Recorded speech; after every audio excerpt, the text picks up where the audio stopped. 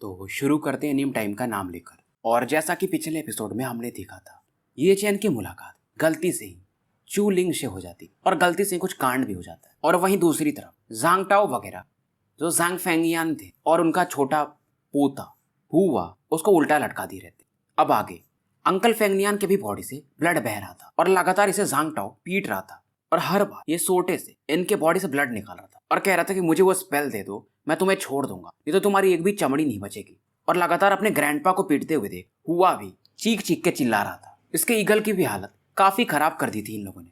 जांग tau के अलावा दो और लोग थे जो कि की कंडेंसेशन के सेकंड लेवल के आसपास थे। अब जांग टाओ समझ जाता कि कुछ हो नहीं पाएगा, तो ये ईगल को अब सोचता कि इसको मार ही दूं और इसे पका कर इसका मीट खाएंगे। ये तुरंत ही अपने दो चेलों को आदेश देता है कि जाओ इस ईगल को मार दो। हुआ और भी ज्यादा रोने लगता है। हालांकि इनका जो ईगल था एक लो लेवल का स्पिरिट बीस्ट था, पर इनकी फैमिली को ये प्रोटेक्ट करता था। अब जैसे ये दोनों आगे बढ़ रहे थे तभी दरवाजे के बाहर से एक आवाज आती कि सर मैं आ चुका हूँ। ये था ये चैन। और जैसे ही ये चैन की नजर हुआ लिटिल ईगल और अंकल फेंगनियान पर पड़ती है, इसका गुस्सा काफी ज्यादा बढ़ जाता है। जांग टाओ काफी खुश हो जाता है ये चैन को देखकर कि तुम भी अब मारे जाओगे। इधर ये चैन की आंखें इसमें मानो अब खून सवार हो और ये सीधा कहता है कोई आज तुम्हें बचा नहीं पाएगा।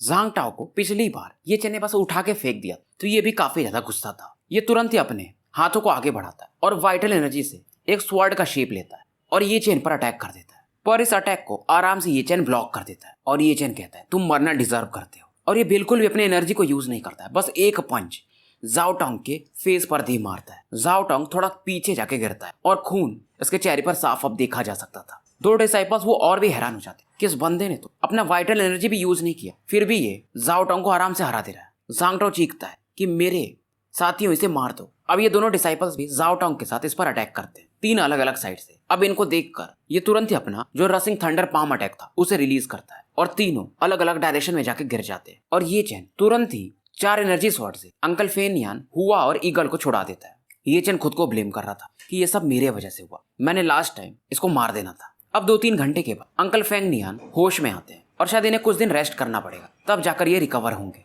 इधर बाकी वो जो 2 डिसाइपल्स थे ये माफी मांगने लगते कि हमें ये लेकर आए थे, पर ये चैन फिर भी कहता तुमने गलती की है तो तुम्हें इसकी सजा मिलेगी।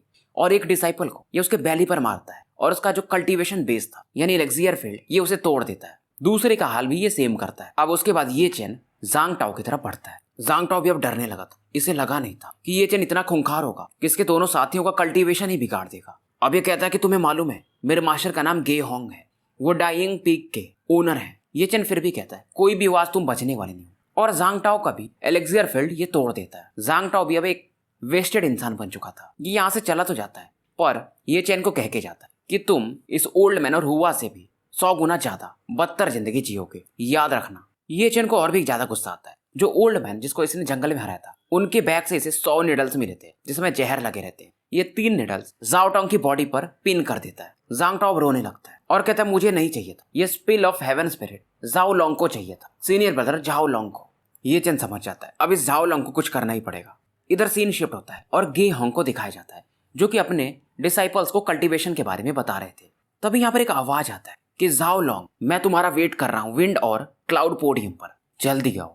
अब सभी डिसाइपल्स जो यहाँ पर बैठे थे वो सोचने लगते हैं कि सीनियर ब्रदर जाओ लोंग को कौन चैलेंज कर रहा है, कोई इनसे जीत नहीं सकता क्योंकि ये की कंडेंसेशन के 6th लेवल के आसपास हैं और हमारे मास्टर यानी कि गे लोंग ने इन्हें कुछ सीक्रेट टेक्निक्स भी सिखाए हैं। जाओ लोंग समझ चुका था कि ये बंदा कौन है, ये चैन था। गे होंग पूछते हैं कि जाओ लोंग तुम्हें पता है कि तुम्हें चैलेंज कौन कर रहा है। ये बताता है कि वो एक इंटर्न डिसाइपल है जिसका नाम ये चैन है।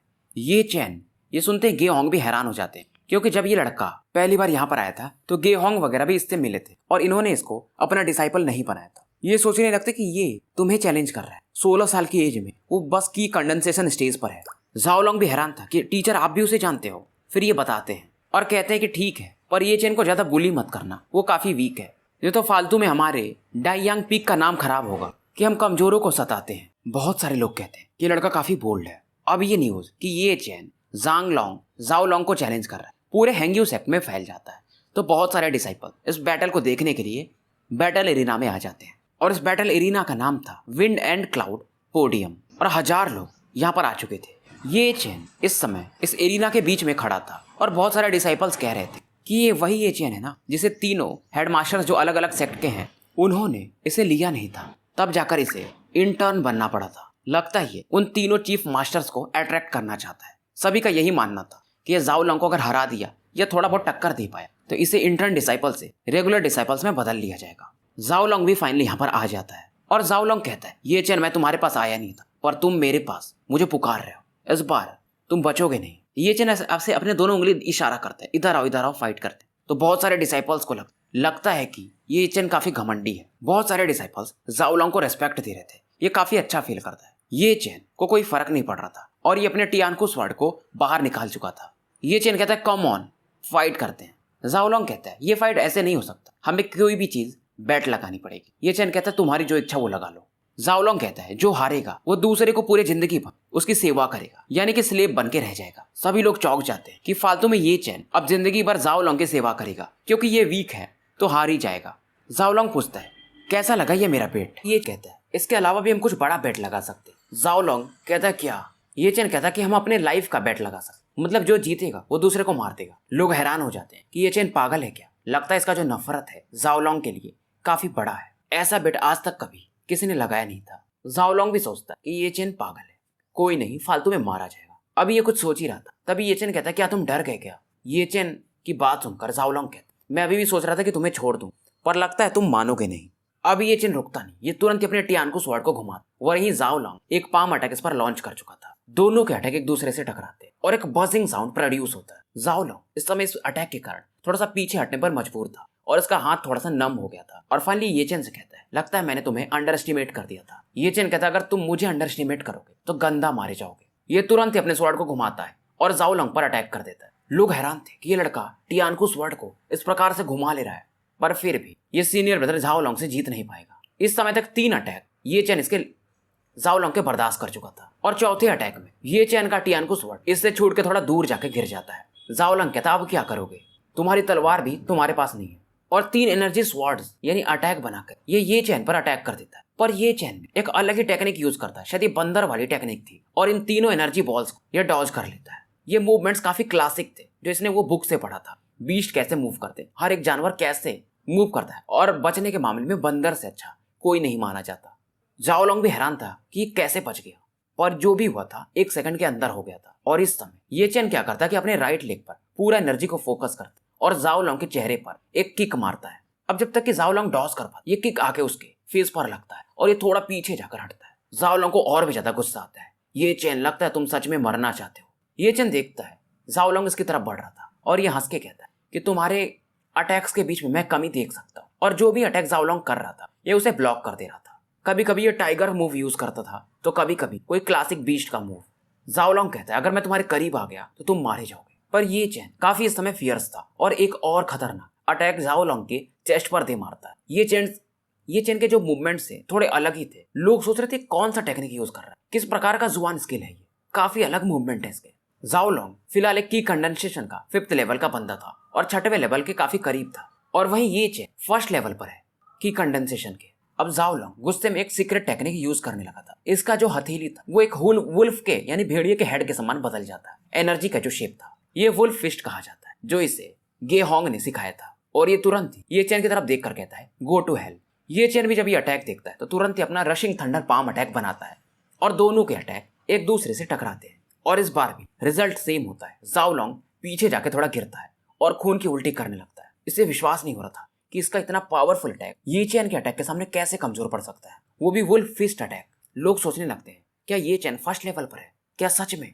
अब इधर कुछ और लोग आते हैं कि अभी भी ये बैटल चल ही रहा है। हमें लगा था कि जाओ लॉन्ग कब का जीत चुका होगा। अब इन्हें क्या पता, जब अपना ये चैन ज़ेंगयांग सेक्ट में था तो ये की कंडेंसेशन के 3rd लेवल पर पहले ही पहुंच चुका था।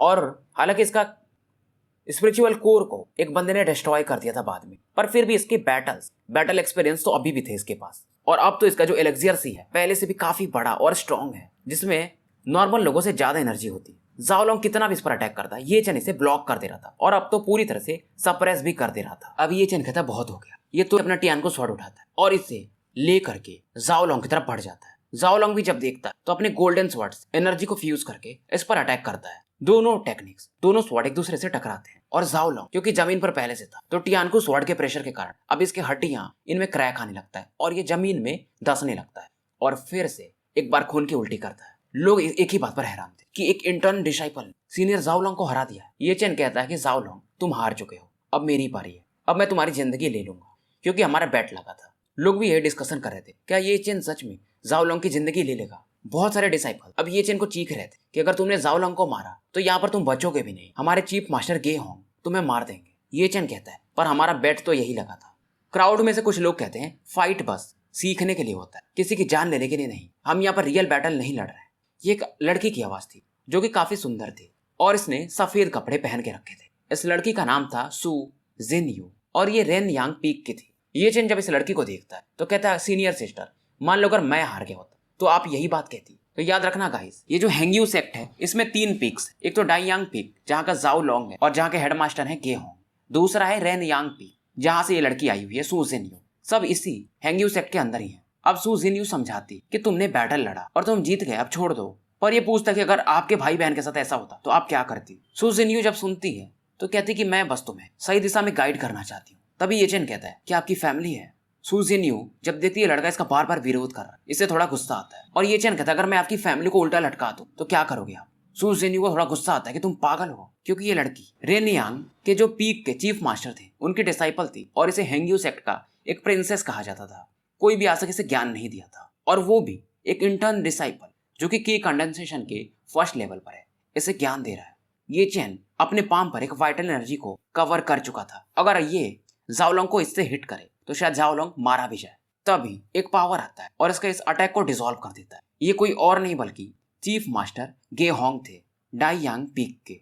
गे होंग को देखकर काफी लोग इनको रेस्पेक्ट देते हैं। गे होंग ने अपने दोनों हाथ पीछे रखे हुए थे और जाओलोंग इनको मार्शल अंकल गे करके बुलाता है। गे होंग की भी नजरें ये चेन पर फोकस थी। इनको विश्वास नहीं हो रहा था कि ये चेन कैसे हरा सकता है। गे होंग ये चेन से कहते हैं कि हट जाओ, पीछे हट जाओ, मैंने तुम्हारा ट्रेनिंग देख लिया है, तुम मेरे डिसाइपल बन सकते हो। पर ये चेन अभी भी अपना जो ग्रिप था गे होंग को जो ये तरफ भी देख रहा था और जाओलोंग को पकड़ा हुआ था, ये छोड़ नहीं रहा था और कहता है कि टीचर गे होंग, मैं आपका डिसाइपल नहीं बनना चाहूंगा। लोग हैरान हो जाते हैं कि बहुत सारे डिसाइपल टीचर गे होंग के शिष्य बनना चाहते हैं पर ये लड़का मना कर रहा है और गे होंग को भी पहली बार किसी ने मना किया था। गे होंग फिर से पूछते क्या कह रहे हो, तो ये चेन कहता है मैं वही कह रहा हूँ, मैं डाई यांग पीक का डिसाइपल नहीं बनना चाहता हूँ। इसे समझाने की कोशिश करते हैं कि एक अच्छा घोड़ा सबकी बात मानता है। जाओलोंग भी कहता है कि ये चेन तुम अब काफी ज्यादा स्ट्रगल करने वाले हो, तुम टीचर गे होंग से पंगे ले रहे हो। गे होंग इसे समझाते हैं कि ये चेन छोड़ दो इसे। ये चेन कहता है पर हमारा बेट लगा था। अब गे होंग को गुस्सा आता है कि एविल क्रिएचर, लगता है तुम सच में मरना चाहते हो। ये चेन भी कहता है कि चीफ मास्टर, मैं इंसान हूँ, कोई रखने वाला चीज नहीं। और जब ये देखता है गे होंग इसकी तरफ बढ़ रहे हैं तो ये जाओलोंग को लेकर थोड़ा पीछे हट जाता और एक पावरफुल फोर्स गे होंग के थ्रोट पर लगा लेता है कि अगर आपने कुछ किया तो मैं इससे भी मार दूंगा, मैं मरूंगा तो क्या ही हुआ, ये भी नहीं बचेगा। गे होंग इससे कहते हैं क्या तुम मुझे धमका रहे हो। ये चेन कहता है मैं तो आपको बस वही बता रहा हूँ जो मेरा और जाओलोंग का बैट लगा था। अब इधर जाओलोंग चिल्लाने लगता कि मास्टर मेरी मदद करिए, नहीं तो ये मुझे मार देगा। गे होंग को गुस्सा आ रहा था कि ये चेन तुम समझ रहे हो तुम क्या कर रहे हो। ये चेन कहता है मुझे मालूम है पर मुझे अब कोई परवाह नहीं। गे होंग कहते हैं फिर तुम मरने के लिए तैयार हो जाओ। ये चेन एक बैट कर रहा था, यानी इनके साथ भी ये कुछ खेल रहा था, पर इसे लगा नहीं था कि गे होंग इसे मारने के लिए बढ़ जाएंगे। अब जैसे गे होंग इस पर अटैक करने ही वाले थे, एक आवाज आती है कि क्या तुम गे होंग रूल्स तोड़ रहे हो, सेक्ट के होके और काफी बड़े होकर के डिसाइपल से पंगे ले रहे हो। ये चेन आसमान में दिखता और कहता है इसने पहले मेरे डिसाइपल का लाइफ लेने का कोशिश किया। ये जो भी आवाज थी, ये कहते हैं कि ये चेन और जाओलोंग एक दूसरे के साथ बैट लगाया था तो तुम्हें बीच में नहीं पड़ना चाहिए। और ये आवाज कहती तुम्हें क्या लग रहा है मैं अंधा हूँ, सब गलती जाओलोंग की है, वो क्यों माना ये बैट। अब गे होंग भी थोड़ा शांत हो जाते हैं। थोड़ी देर सोचने के बाद गे होंग अपने स्लीव्स में से एक स्टोरेज बैग निकालते हैं और ये चेन की तरफ उछाल देते हैं। अब ये जो स्टोरेज बैग था इसमें काफी ज्यादा डार्क एनर्जी थी। अगर ये चेन इसे डायरेक्टली हाथों से पकड़ लेता तो ये हर्ट हो सकता था। पहले इस डार्क एनर्जी को ये अपने स्वॉर्ड से ब्लॉक कर फिर इसे पकड़ लेता है और गुस्से में कहता है ये गे होंग सच में एक धूर्त इंसान है। इस प्रकार बैग को लेने में फिर भी ये काफी दूर जाके गिरता और थोड़ी खून की उल्टी करता है और इस मौके का फायदा उठाकर गे होंग जाओलोंग को लेकर जाने लगते हैं और कहते हैं कि तुमने जो किया है तुम्हें उसका प्राइस तो पे करना ही पड़ेगा। और ये चेन से कहते हैं मैं तुम्हारा वेट करूंगा। लोग भी सोच रहे थे यार ये चेन गजब ही बेवकूफ इंसान है, इसने एक टीचर से पंगा ले लिया। अब इस समय तीसरा पीक जो था टियान यांग पीक उसको दिखाया जाता है। यहाँ पर जोंग लाओ डाओ बैठे थे अपने कुर्सी पर और इनको भी न्यूज मिल चुका कि ये चेन ने क्या किया है। ये लोग भी हैरान थे कि जाओलोंग हार गया। और वहीं दूसरी तरफ अब गे होंग को दिखाया जाता है जो कि डाई यांग पीक पर आ चुके थे और अपने डिसाइपल से कह रहे थे तुम सब ट्रैश हो, एक की कंडेंसेशन की फर्स्ट स्टार के बंदे से हार गए। अब इधर फिर सीन शिफ्ट होता है और ये चैन को दिखाया जाता है। इसे जो स्टोरेज बैग मिला था उसमें कई सारे स्पिरिट एनर्जी वाले मेडिसिन वगैरह थे जो ये चैन के कल्टीवेशन के लिए काफी अच्छे हो सकते थे। और इसमें टोटल 500 स्पिरिट स्टोन्स थे। अब ये एक झाड़ियों में आके बैठ जाता है और इस स्टोन को फोड़ करके इसकी एनर्जी को एब्जॉर्ब करने लगता है। 10-12 स्टोन्स के ये एनर्जी एब्जॉर्ब कर लेता है और काफी खुश होता है कि गेहोंग ने मुझे जो चीजें दी हैं काफी अच्छी हैं। और थोड़े समय बाद ये लिटिल स्पिरिचुअल गार्डन यानी जहाँ पर हुआ वगैरह रहते थे वहां पर वापस लौट आता है। फेंगनियान हुआ वगैरह हील हो चुके थे पर लिटिल ईगल जो था वो अभी भी इंजर्ड था। अब उसके बाद ये इन लोगों के साथ बैठकर मील करता है यानी खाना वगैरह खाता है। और फेंगनियान थोड़ा ये चीन के लिए चिंतित थे कि चलो कोई नहीं, तुमने हरा तो दिया जाओलोंग को, पर वो गेहोंग से तुम्हें पंगा नहीं लेना था क्योंकि ये खुद एक सेक्ट एल्डर थे हेंग्यू सेक्ट के, तो इन्हें मालूम था। और मील के दौरान ये लिटिल ईगल को भी कुछ खाने को देता है। खाना खाने के बाद ये थोड़ी बहुत बातें करते हैं और सूप वगैरह पीते हैं। तो भाइयों स्टोरी यहीं पर समाप्त करते हैं और मिलते हैं फिर अगले वीडियो में।